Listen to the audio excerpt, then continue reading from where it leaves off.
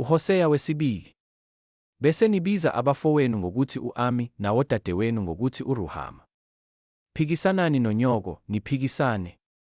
Ngokuba akasiye umkami. Nami angisiyo indoda yakhe.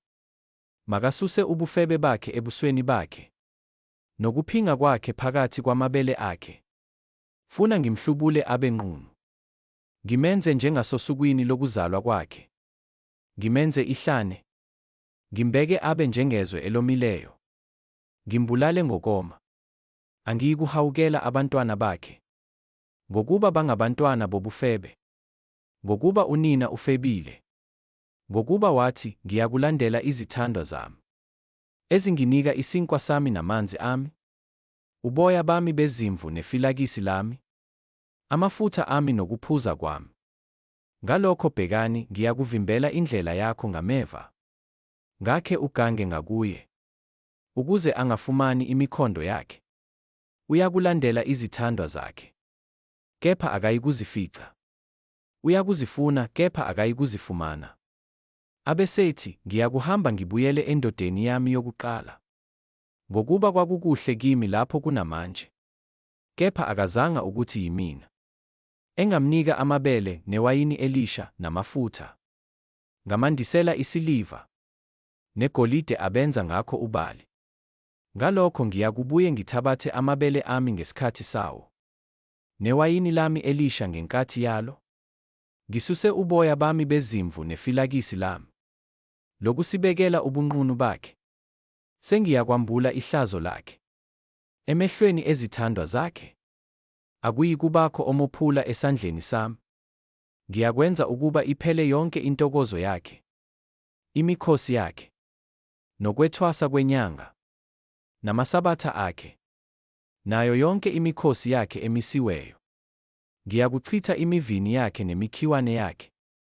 Ashilo ngakho wathi, kuyinkokhelo yami ezinginikile yona izithandwa zami. Ngiyakukwenza kube yihlathi, izilwane zasendle zikudle. Ngiyakumhambela ngenxa yezinsuku zawobali, owabashisela ngazo impepho. Wahloba ngamacici akhe nangezinto zakhe ezinhle. Wazilandela izithandwa zakhe. Wangikhohlwa, usho uJehova. Ngalokho bhekani, ngiyakumyenga. Ngimise ehlane, ngimqunge isibindi. Lapho ngiyakumnika izivini zakhe, nesigodi sase-Akori sibe ngumnyango wethemba. Uyakuphendula lapho njengasezinsukwini zobusha bakhe, nasosukwini lokukhuphuka kwakhe ezweni laseGibhithe. Kuyakuthi ngalolo suku, usho uJehova, ungibize ngokuthi yindoda yami. Ungasangibizi ngokuthi ngubali wami. Ngiyakususa amagama awobali emlonyeni wakhe.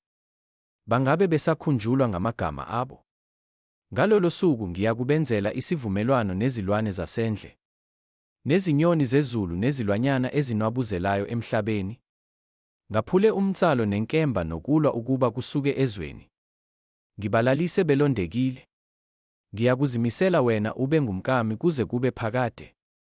Ngizimisele wena ngokulunga, nangokwahlulela, nangomusa, nangobubele. Ngiyakuzimisela wena ngokuthembeka ube ngumkami. Uyakumazi uJehova. Kuyakuthi ngalolo suku ngiphendule, usho uJehova. Ngiphendule amazulu, wona aphendule umhlaba. Umhlaba uyakuphendula amabele, newayini elisha namafutha.